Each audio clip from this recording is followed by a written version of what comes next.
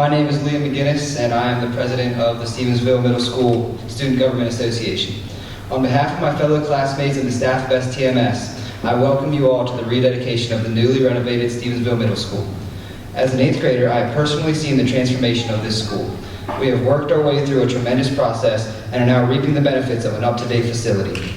Thank you for sharing this special day where we get to officially rededicate the building to the Queen Anne's County Public School System and the community of Stevensville. At this time, I would ask that everyone stand as Cub Scout Troop 496 present the colors of the United States of America.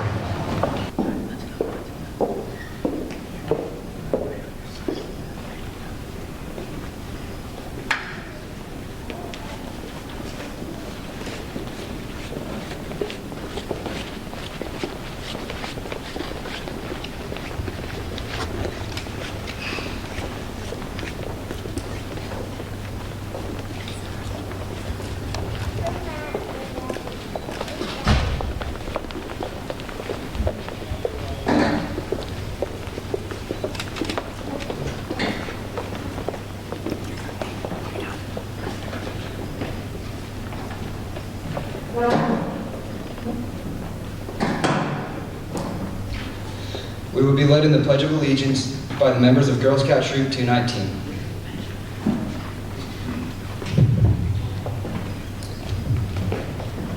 Please join me in the Pledge of Allegiance. I pledge allegiance to the flag of the United States of America and to the republic for which it stands, one nation, under God, indivisible, with liberty and justice for all.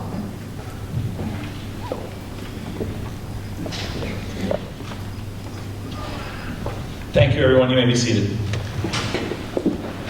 If you did not get the opportunity to grab one of the booklets on the way in with today's ceremony, there's plenty of them out there. Please feel free to go ahead and grab one. At this point in time, we're going to go back in time a little bit, and we're going to get a little bit of history of our school building. And it's my pleasure at this time to introduce the Stevensville High School alumni who will be speaking for us today, Mr. Nick Hoxter.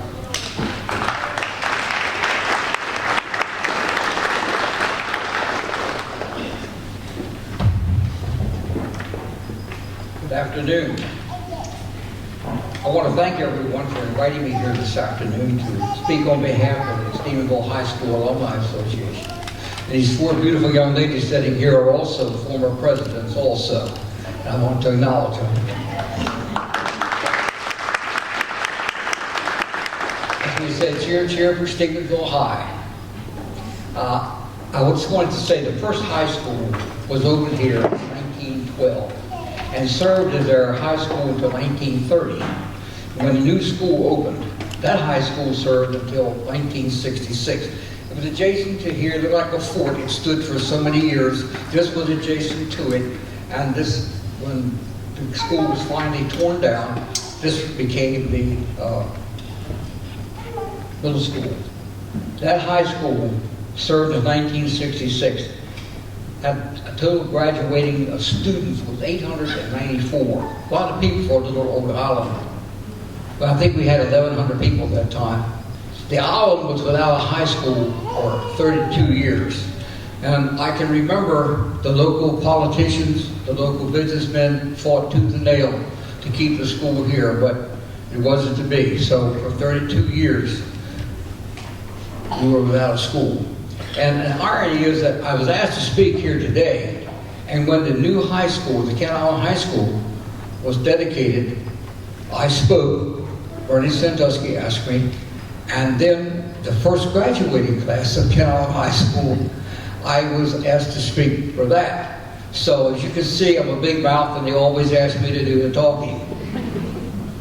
Stevensville High School closed its doors forever in 1966. It had kept watch over the island for 36 years, serving many students on the island in Graysonville. In 1991, a group of alumni met to discuss the feasibility of forming an alumni association. A general meeting was held at the Kent Island Library in Stevensville. The turnout was overwhelming. The spirit of Stevensville High School alumni was alive and well. Then and there, it was decided to form the Alumni Association and to have an annual dinner dance each year in November. Throughout the past 25 years, the attendance at these affairs has been outstanding. And naturally, each year, our ranks are depleted by death. But the alumni is still strong and vibrant.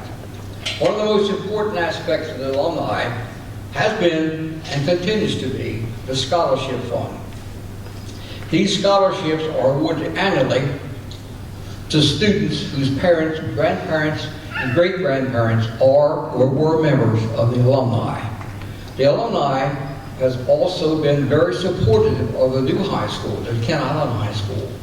The alumni gave a set of 3 flags to the Kent Island High School band, as well as the planting of 2 large trees in the courtyard, a clock for the cafeteria, and also a large donation was made to the purchase of a trailer for the band's use. In Kent Island High School can be found 2 cornerstones of the first 2 high schools. Thanks to Bernie and for that. Appreciate that very much, Bernie. If you will bear with me, I want to tell you a few instances that happened with our high school. Some of these girls don't remember, it was before their time. J. Fred Stevens served as our principal, and he was here for 29 years, a wonderful man. Strict, disciplinarian, paddle game, and boy, you got it. I never got it, I was pretty good. But anyway, I wanted to read a little article. I've written several books on the island, and I have an article here to show you what kind of a man he was and what it was like back in those days. I put this little memo in there as we started my book. And I said, sometimes it feels as though I was here before the world began. It's been a long journey, what a wonderful journey. And I wouldn't have missed it for anything. I thank God that I was Kent Island born and bred. And I made many friends along the way and many memories. Those were happy times before the war, World War II came. And there were just so many memories. And in the winter of 2015, I had decided not to do another book, and my family came out and said, oh, you're going to do it. So I went to work on the book. It gave me something to do. And during the snowy, frozen spell of February of 2015, it brought back memories of the late 1940s. When I was a junior, senior at dear old Stevensville High School, Billy Denny, Donnie Couch, and myself would go over to this Kennywood farm and go ducking. Mr. Wendell Shawn managed the farm, and his daughter Kay went to high school with us. She was a grade lower. Very nice young lady.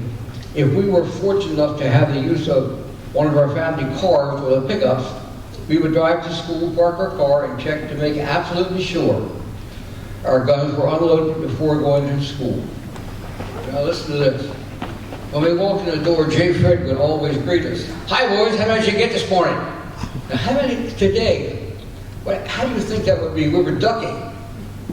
And the principal asked you, how many did you get today? He didn't say, why are you late? You have an excuse or anything. Different times, different times. Normally upon entering the school, that was the greeting we got. Absolutely no one would go near our car, would touch the guns. Mr. Stevens was an exception.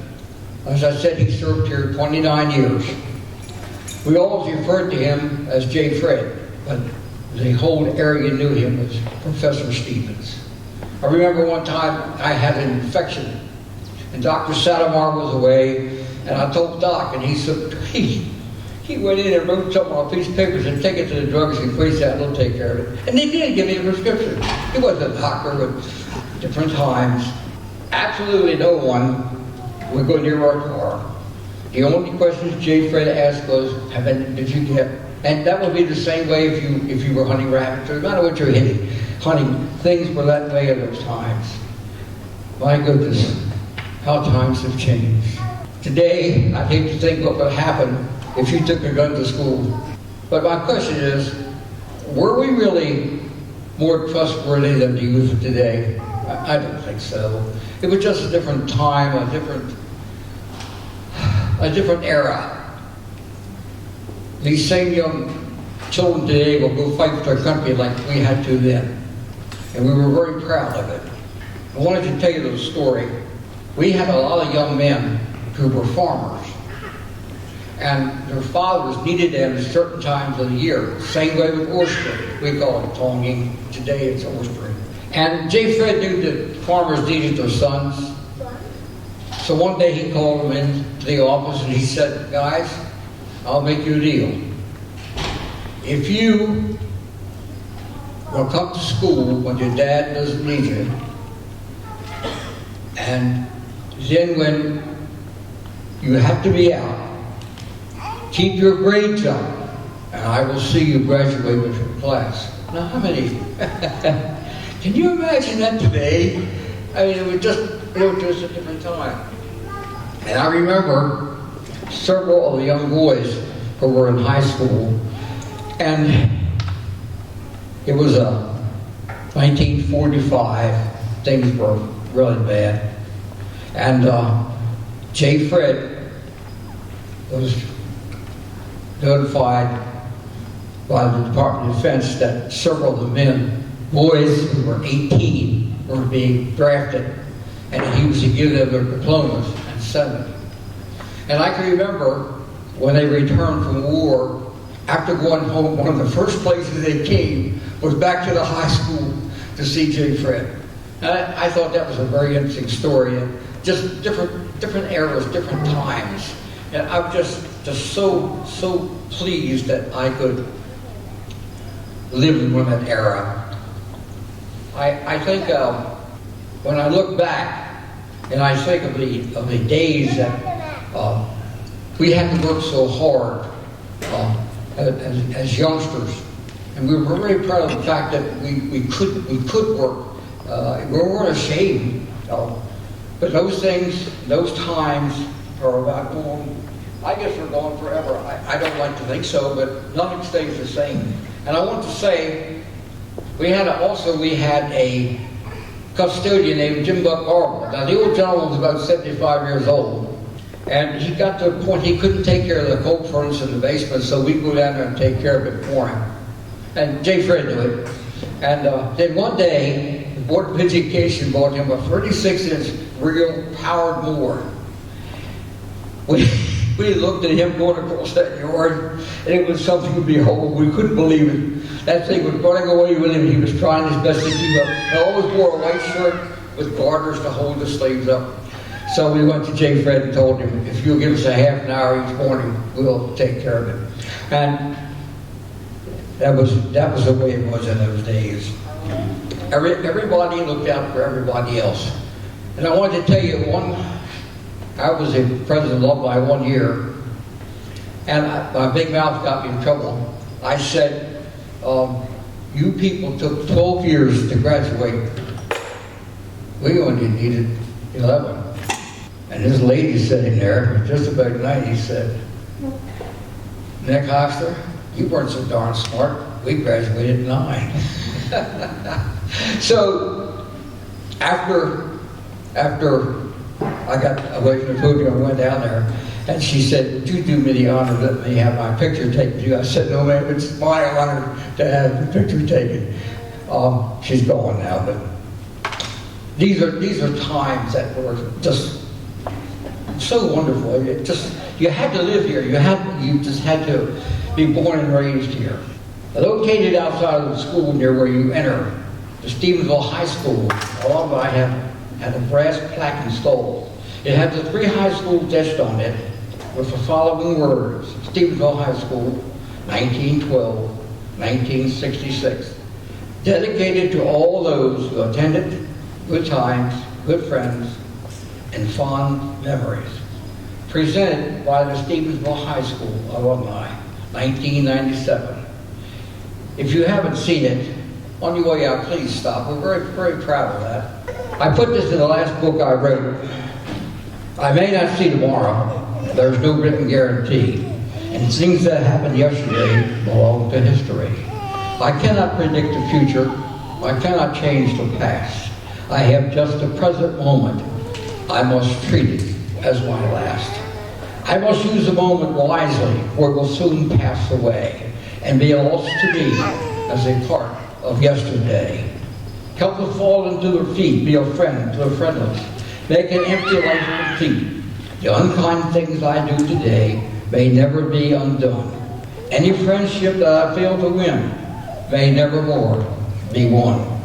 I may not have another chance on bended knee to pray, and I thank God with humble heart for giving me this day. I thank you very much for letting me be here today, and I hope I haven't disappointed you. May you all have a great day. God bless you all.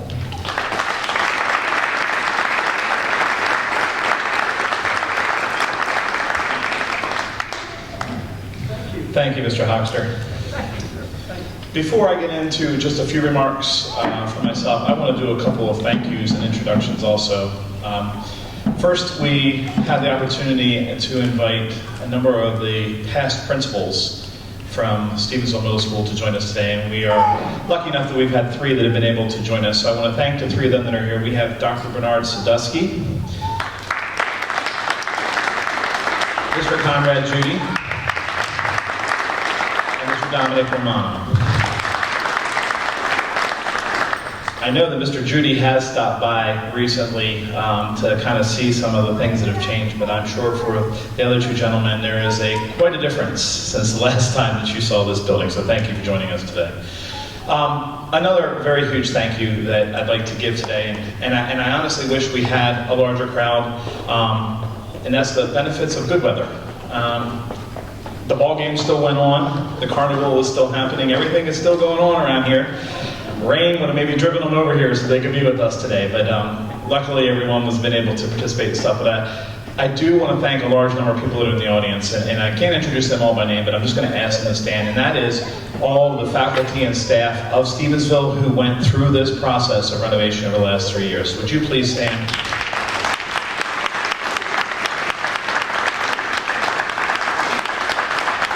Thank you. 4 years ago, we started with a meeting to talk about possible renovation. To say the word renovation meeting or construction meeting is really something I'm no longer interested in saying. We have spent a lot of time watching a lot of changes go on here, and I will say that this is called a phased occupied renovation, and if you don't know what those mean, it means that you do different parts of the building at different times, but you still stay here and continue to do your daily operations while that's happening. And that is quite a unique experience. We have great kids in this building. We have a great community. We have great teachers that made it work. And it was not easy, but they made it work. Because we went through a lot of things over the last 3 years while they were actually doing the construction, and somehow we were able to continue to teach, which is really the impressive part of everything. If you had not been around, there were 26 portables that were delivered here a few years ago. But they weren't delivered as portables, they were delivered as parts, and they went together to make a building. And we moved half of the school outside into this building for a length of time, and then we switched, and we moved part back in and part out while we did that. Our cafeteria, which was in the back, was moved to right here, in this half of the gym.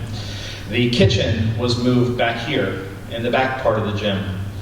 The front office was there, was back here, was over at Ken Allen Elementary School at one point for a while.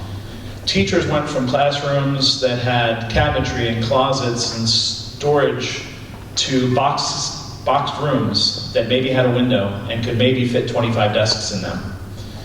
It was quite a unique journey that we had. And I'm very proud that we got through it successfully, and I do think that the finished product is absolutely amazing. Just to have air conditioning in the gym was worth it, to be quite transparent.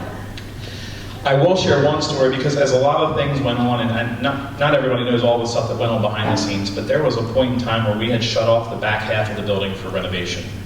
And we were occupying the front and occupying the portables. And it was the middle of winter. And I was up here on the weekend. No, actually I was not. Miss Heather was here. And she called me on my cell phone and she said, "Mr. Kintop, I think we have a problem." And I said, "What's that?" She said, "It's raining in the school." So that kind of caught me off guard. So I came in, and down at the end of the art hallway going towards the back, when we had shut off everything in the back, one of the things we didn't realize is we shut off the pipe warmers that go through all the water pipes back there. So the water pipe had burst. And we weren't using that area, so nobody knew. And it literally was a downpour of water that was coming back where the old breezeway was. And it was below freezing, so it made an instant ice rink. So Jim O'Donnell had come up with me on a Saturday to help me find, and we had to literally go tile by tile to find where the water shutoff was, because so many different things had been done in the school over the years, we weren't 100% sure where it was. I have to say, that scared me, because it was very early on in the process, and I thought if we already had a water pipe burst at the beginning, it was going to be rough times. But we were able to get through it, and I really think the kids that are here now, especially our 6th graders, didn't see what it was before. They only get to see kind of what it is now, and they think it's wonderful. But the transformation that happened over 3 years is absolutely amazing. And the kids on this island deserved the building that they got. They deserved the upgraded technology, the upgraded facility, just the ability to have an instructional area that is equal to those in other, not only parts of the county, but parts of the state. So I'm really, really happy that we were able to get to that and get it done. We have lots of thank yous that we'll get to today, because there were a lot of people that were involved with that. But I wanted to thank everybody for being here. When you go around today after we're finished, you will notice, and if you can turn just to the back corner there, you'll see a desk with a little red balloon hanging. There are 8 of those red balloons. Now, they were higher earlier, okay? Because they were actually left over from our 8th grade formal that was here last night. So they were really high last night, and they're working their way down. But there's 8 of them around the building, and they're either next to a desk or a table. And on that desk and table is a sheet of paper that has a QR code. If you have a smartphone, I'm going to ask you at some point to download a free app. You can get it out of the Google Store or iTunes Store. It's a QR code reader. And what you do is you place that reader of your phone over that QR code, and when you're standing there, your phone will pop up a picture of that exact point, what it looked like before renovation.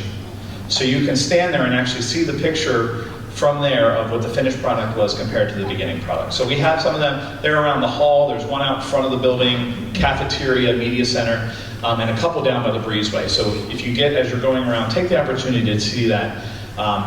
Ms. Schreckengast, our assistant principal, is very much into incorporating a technology in everything we do, and I want to thank her, because that was a very, very creative way for you guys to see the before and after pictures. So we've tested it out on many different phones. It works, but as you can see, we have lots of kids around here, so if you have a problem with it, grab one of them. They'll be able to help you get it done. At this point, I am going to introduce the planning committee. Now, when I introduce the planning committee, please understand that over a 3-year process, or 4-year process really, the planning committee went through many, many changes, and that's simply because of positions and people that changed positions. So I will do my best to acknowledge those. If you are here, and you can hold your applause till the end, because being part of the planning committee did require a lot of time and effort. But if you could just stand up, we will applaud for everyone at the end. We have Andy Anukaberry, Roberta Leverton, Jennifer Schreckengast, Thad Kamenovich, Sid Pinder, Tony Schultz, Carl Haglund, Willie Waits, Diane Larimore, Brad Engel, Tina Thomas, Robert Watkins, Diane McGowan, Courtney Sass, Lauren Cornwell, Laura Harding, Sean Barnum, Jeff Harbour, Daniel Harding, Rocco Barletta, Beth Armstrong, Holly Schrader, Jennifer Stafford, Brittany Lynn, Luke Enzer, Nancy Lipsner, Jennifer Reed, Teresa Griebel, Michelle Milligan, Shirley Thomas, Jillian Storm, J.C. Earls, Phil Duminel, Tammy Harper, Josh Combs. I'd like to thank all of those that are standing for being part of the planning committee.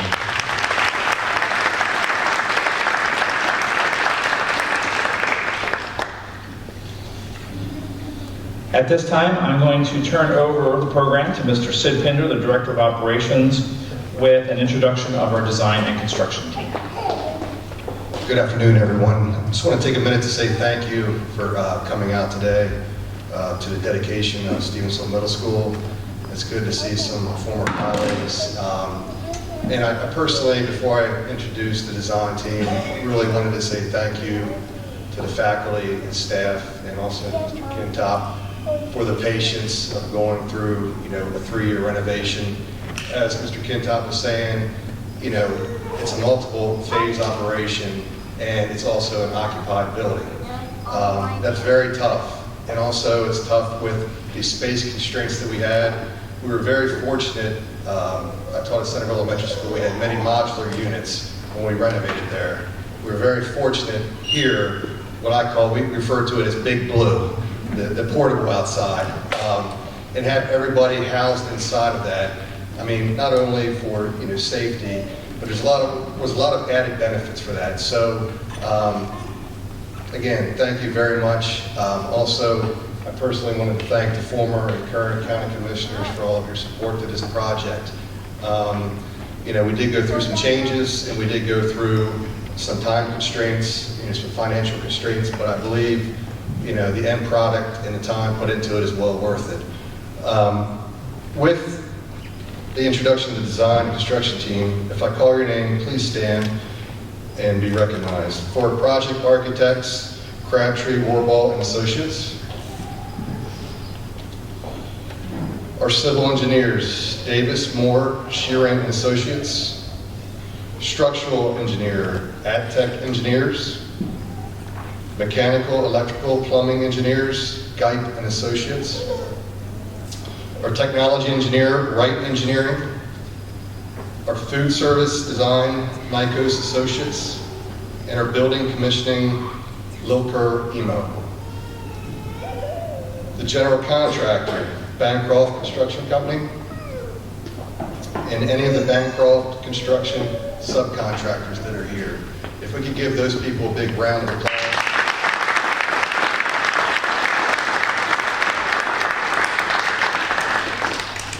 Also, I'd like to take a moment to thank our board members and also Dr. Williamson for sticking with us and making sure this project came through on time and on budget is something to add to that. I also want to thank Liesl Ashby and Carla Pullen, who are facility planners through this. They did a great job. And Mr. Kintop mentioned an individual who was pretty much my right hand and left hand person, and that's Jim O'Donnell, our maintenance foreman. A lot of times you will not see Jim. He's in here at nighttime. He's in the schools early in the morning. He's one of the few people that we could go to each day and say, hey, what's behind this wall here? What's here? And Jim just is one of those guys that has this photographic memory. And I really wanted to thank Jim O'Donnell and those people. If we could give them a round of applause, please.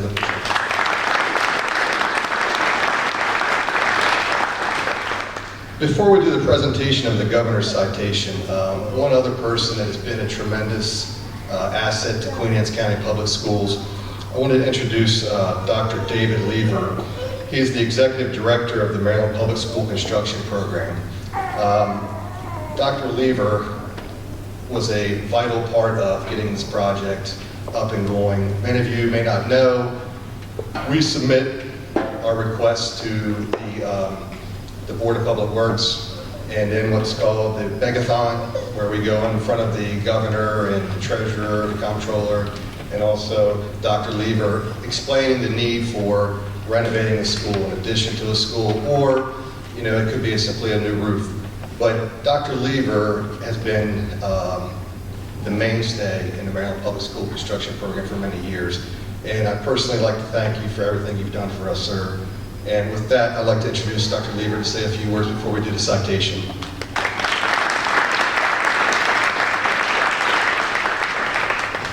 Good afternoon.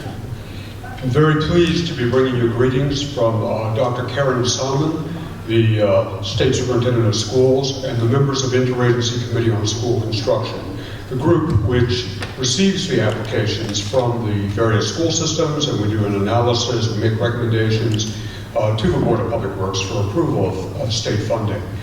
particularly want to congratulate you on your decision to renovate this facility as opposed to, say, replace it. It's a wise use of limited resources. It has a lot of advantages. It recognizes that a school like this, which the original portion was built in 1952, if my records are right, that it has been in place for about 64 years. It has a lot of memories attached to it, a lot of meaning for a community.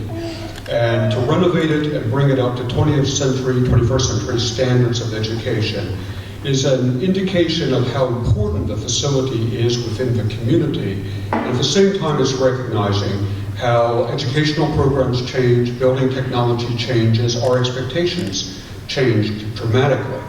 That a school that served its purpose very well in the 1950s and 1960s would not serve its purpose now, not just simply because it grew older, but because our educational needs have really changed. We have different spatial requirements, different technological requirements. The fact that the school is air conditioning, as was mentioned, that the gym itself is air conditioned, represents our higher expectations for what a school needs to do. Plus, what a school needs to do within a community, that it serves many functions inside of a community that go beyond the school day. Really, our schools have become something like community centers. We're not calling them that, we're still calling them schools, but in fact, that's how they operate now. So it appears, from everything that I've learned about this project, that the architects, the contractor, the staff in Queen Anne County Public Schools pulled out all the stops to try and stretch the dollars as far as possible and deliver a project which was beautiful and very functional and will probably serve the needs for another 35 years, 30 years, perhaps even longer, until the next renovation comes along. The young people in this room will probably live to see that renovation take place. My congratulations to Dr. Williamson and the board members for supporting this fine project, Mr. Hinder and your fine staff for carrying through with the tremendous ingenuity and patience which is required to do a phased renovation. I've been through that myself when I was in Prince George's County Public Schools. I've watched other counties go through it. It's never easy. And to pull it off with a minimum of gray hairs, I'm sure everybody has a few more gray hairs than they did before, but it's really quite an accomplishment. My congratulations to the commissioners also for the support that you've shown for education. A facility like this is not only a symbol of the value that society places on education and the value of our young people, it's also a symbol of good government. It becomes an institution that represents how funds can be spent and where government puts its priorities. Also, and we don't have any members present, but I would definitely like to thank the General Assembly and the three administrations under which I've worked for the high value that they have given to education since fiscal year 2006, that now is more than 10 years. The state of Maryland has put in well over $2 billion into school construction. That's been matched at the local level. That by itself says something about the value that the state gives to education as a priority. Among all the competing priorities that face the General Assembly, it has consistently held to the line and put money into school construction. And so with that, I want to just extend my congratulations, and I hope that everybody will enjoy the school. Thank you.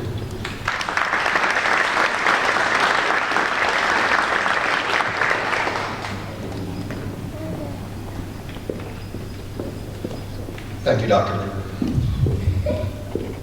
Governor Hogan has given us the citation for Stevensville Middle School, and I would just quickly like to read before we move on to the program.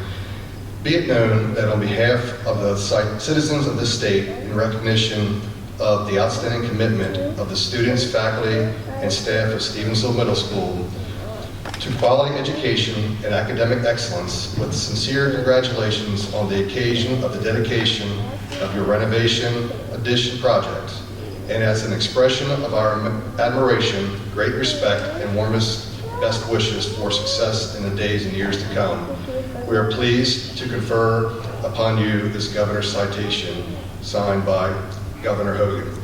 I'd like to present this to Mr. Kintop.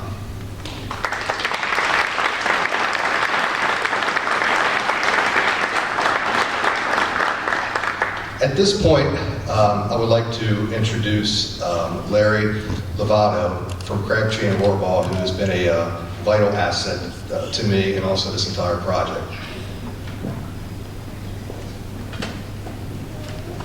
Good afternoon. I'd like to thank all of you for attending. Dr. Lever, county commissioners, board members. Anytime we undertake a project, if you think about this, we've been working on this project for over 4 years.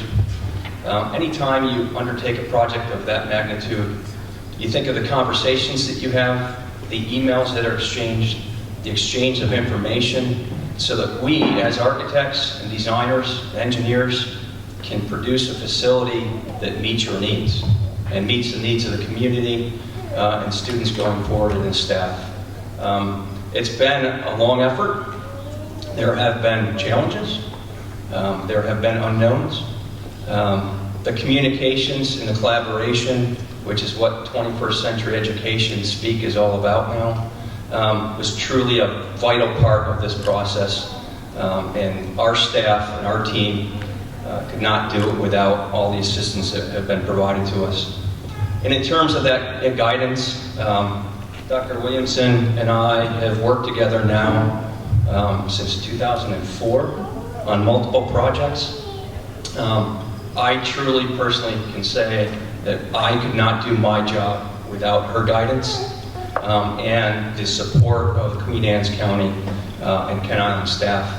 When it came down to this project, Mr. Kintop, Mr. Pinder were hand in hand with us on every step and every conversation. And that is ultimately the critical result of what you see before you today, and it is critical. We're here to present to you, the community and the staff and the students, Mr. Kintop, the key to the school.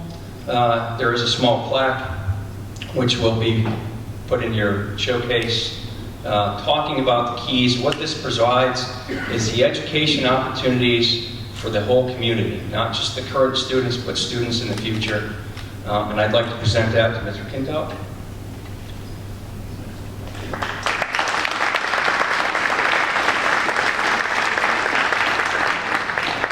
Here is the rather large key. The doors work electronically now, so we don't use keys like that. But again, thank you on behalf of our design team, our construction team. It was truly collaborative effort, and it really shows as you tour through this facility, all those conversations really provided a nice facility for the students. Thank you.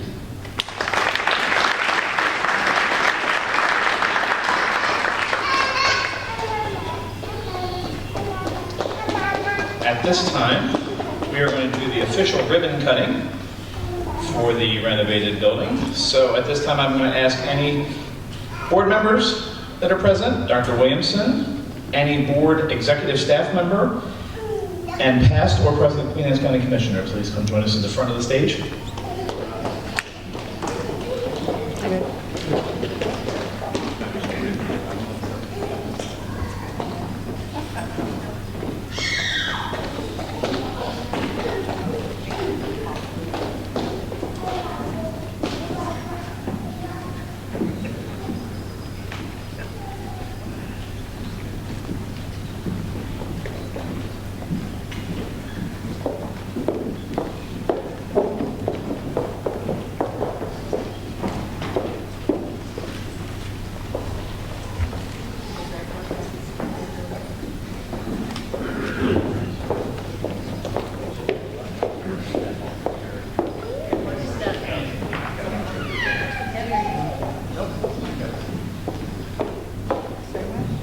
Countdown, please.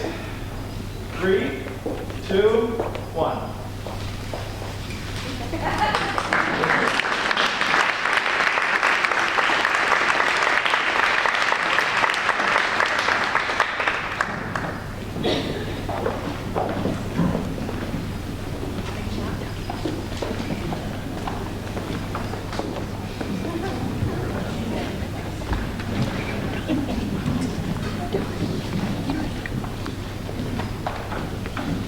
And it gives me great pleasure at this time to introduce Dr. Williamson, who, as many people have already said, has been a huge supporter of this project and has stood out in front on the firing lines for us many times to get our school renovated and completed the way that it needed to be. Thank you, Dr. Williamson, for all that you did for that for our students. And please come up and join us and give us our closing remarks for the day.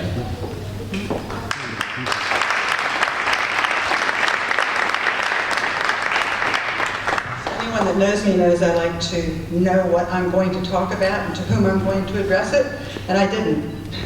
And the interesting thing was, I have always done the beginning of a ceremony like this. And so I sort of had a standard kind of thing I like to talk about. So this time, I decided to try and guess what it was that would be said so I could sort of bring closure to it. And I think that I'm going to do that, but I hope you'll bear with me because some of it may be a little bit repetitive, but not a lot. But I think that the points that I've tried to address are ones that I would hope you would remember because they've been very important to the project. So my first thing is, I really am so happy to see all of you here. And I knew that there would be a number of staff here, and I really appreciate them coming out on a Sunday. I appreciate our past principals, I appreciate the alumni, and all of the families that have come. And the reason I do that is it is a Sunday, and it's very difficult to find a good day to do a celebration like this. But that's because we have to try and find a time that we think will be most convenient to everyone. And although there aren't a lot of people here, the good news is it is televised, and I know our Channel 7, and everyone seems to watch it. And I think that's important because it is important for the community to know how valuable the addition of this renovation has been to our community and our schools for our students. So I wanted to make sure I made that part clear. Now, Principal Kintop, his staff, and his students, along with Mrs. Pullen and Mr. Pender, I think you will see how much time and effort they have put into having everything just perfect for this occasion. I think you can sense there's a lot of pride in this beautiful building, and it's the renovation is something that everybody is so proud of because the building does not look at all like it did before. And so I know that when I met the two principals out front that had not been in here, it was so amazing to them, the transformation that's occurred. And I can recall when the students came back in here during the renovation, even a piece of it, phase one of it, they couldn't believe the difference in the facility. And it brings a new kind of energy to students when they see something like that. And I think that was very important to us. So I know Mr. Kintop mentioned this, I'll mention it again, that on your tour, you're going to be guided by some of our National Junior Honor Society members who are going to show you some of the classrooms and some of the spaces in the building that we have. But there are the red balloons that will point out the special places where they have the QR code so that you can actually see what the building looked like, but it'll never do justice if you haven't been here before. Many of you have been here before. If you have an opportunity to read any of the information in the program, you will notice that the building was last renovated maybe 35 years ago, and then it had 22 years ago an addition that was added. And it's because we wanted to make sure we could afford the same kind of quality environment and educational opportunities to the students in Stevensville. So we began that building renovation process many years ago, and I know you heard Mr. Larry say 4 years ago, but it really was 6 years ago that we started the process. 6 years ago, we knew we needed to do something, and we couldn't decide at that point if it was going to be here or if we needed to do something different, because I can remember Dr. Sadusky saying to me, "You don't have enough property. Do you really have enough property to do the fields, especially if we're going to go with a geothermal setup?" So we did really look seriously at that, and we considered what we would need to do. And back in 2010, we actually made a first attempt to try to get funding for the building. So I think that you have to realize 6 years ago, this process started. And it took a lot of time to bring this project to conclusion, but 6 years ago, the leadership had enough insight to see that it was going to be important to start early. Unfortunately, there was that budget downturn, not only in our county, but nationally, and it had a lot of impact on what was going to be able to be funded. And you may remember at that time, we were just getting Stevensville Middle School going, and that there was already a commitment to a lot of dollars for us. And so it was very difficult to commit additional dollars, but fortunately, the vision and commitment of the board members and the county commissioners and the desire to provide the students here with a state-of-the-art facility convinced the Board of Public Works to approve us and move us forward with the planning. But our funding problems didn't stop there, unfortunately. We did have to go back to our commissioners to request additional dollars because the bids came in higher than we expected, and that was partly due to our delay in getting started, but also due to the needs of the community's perspective that we needed to have something just like we have here, a stage for our students at this school, just like we had at several of our other middle schools.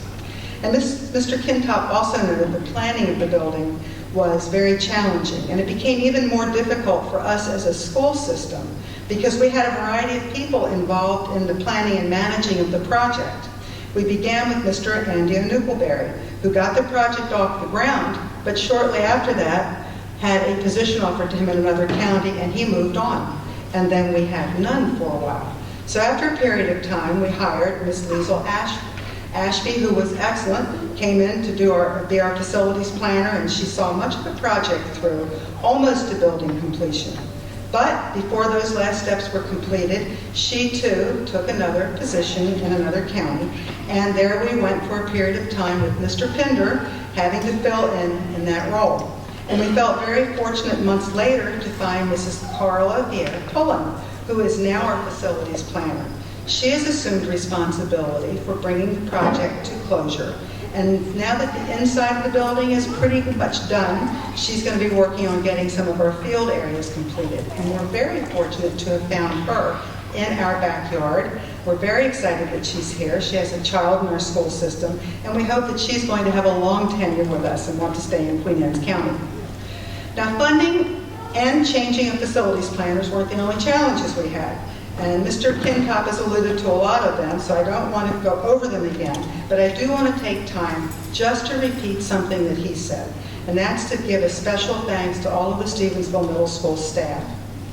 They had valiant efforts they put forward to make sure the thing that was very critical to us, that the instructional program went forward as best it could, and they did an excellent job with that, regardless of the conditions that were surrounding them. They had moved from inside the old facility, as you heard, to outside in the portable and then back in again. They set up their classrooms, they tore them down, they set them up again. They filled boxes and emptied boxes over and over again. I know that because I came down here and tried to help on several occasions. They swept floors, they cleaned walls, they did all that was necessary so that when students came into the room, they could continue the instructional program. And we so very much appreciate that. Thank you to those staff. Now, I think it's a great honor that many of the stakeholders responsible for the beautiful facility are represented here at this dedication ceremony. We have individuals representing our county state construction office. I was hoping we would have somebody here from our state legislature. We have people from our county boards of commissioners. We have people here from our county boards of education. It was only by working together that we were able to achieve the accomplishments of for these students in this community. But before I conclude, which I am going to conclude shortly, I just want to thank a few people. Just as Dr. Lieber said, I want to thank our state representatives for the dollars that they've devoted to school construction.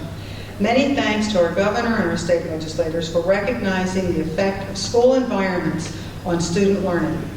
Our state provides almost 50% of our construction dollars, but even more importantly, they ensure that our plans meet all of the state facility requirements and support student programs and opportunities. We're especially appreciative of the guidance and support we received from the Interagency Committee, and that means Dr. Lieber and his staff. Thank you so much for making sure we did what we needed to do to have this school the way it looks. I'd also like to thank county government. The previous set of commissioners had to understand the need for the facility and actually target dollars to support it. In addition to providing the other 50% of the construction funds, it also falls on our county's government shoulders to provide the fees for our architect and for the planning of the facility. Even if the state were to approve us moving forward for the project, it wouldn't happen without the financial support of our county commissioners. One of those commissioners from the old set of commissioners served on our Educational Specifications Committee. You saw him stand, Mr. Phil Dumanel. And I just want to give him a special support for attending those Educational Specifications Committee meetings and making sure that we had the support and the guidance that he could offer us from county commissioners. Now, unfortunately, as I mentioned, when we got into the project, we found out that we had some difficulties. And when the current set of commissioners came on board, we had just determined that we were going to fall short of the dollars we needed to complete the project. And after considerable discussion, they agreed to support the additional dollars, without which we could not have finished the building as it currently looks today. My sincere thanks to those gentlemen for understanding the critical need that we faced, and it would not have ever developed in its current configuration. So thank you very much, gentlemen. Both boards are responsible for the way this building actually ended up. Now, I have to turn an extra page and I'm going to find it, okay. Finally, to our Board of Education. First to our previous board, and I know that only one member of the previous board is sitting here, and that's Mrs. Kelly. First to our previous board, thank you for joining me at the commissioner meetings, and was it Mrs. Harper? Actually, you were both on the previous, when it was in there? All right, sorry. All right. I was thinking if you were not both there at the time that it was done, but my humble apologies. All right. Thank you for joining me at commissioner meetings and the Board of Public Works meetings to fight for the renovation of the facility. You were so critical to ensuring that this project eventually got into a funding stream in not only the county, but in the state. It was you who determined the overall specifications for the facility, and you put us on a path to transforming our old facility into this magnificent structure, and thank you. However, once we hit the roadblock of insufficient funds, we knew we would have to make some significant changes to the building. And had it not been for the current board, that wouldn't have happened if they hadn't agreed to go forward to the commissioners and request those dollars so that we could actually end up with the stage that we're standing on and some of the structure that we have within the building. Both boards are responsible for the look and the feel of this new facility, and I want to thank you both for your support and your guidance, both boards, which includes more than the two ladies sitting here. And finally, I have to give a shout out to the Director of Operations, Sid Pinder. He had to guide this project sometimes as the facilities planner. Over the course of the past 4 years, he spent many hours meeting with the architects and the contractors to ensure that the results we wanted were the ones that we got. Sid, I want to thank you for your dedication to this project. Thank you very much. So ladies and gentlemen, thank you for your attention on this wonderful Sunday afternoon. I hope that you will join us in the cafeteria. I'm assuming it's there. Yes? There's food all over the building.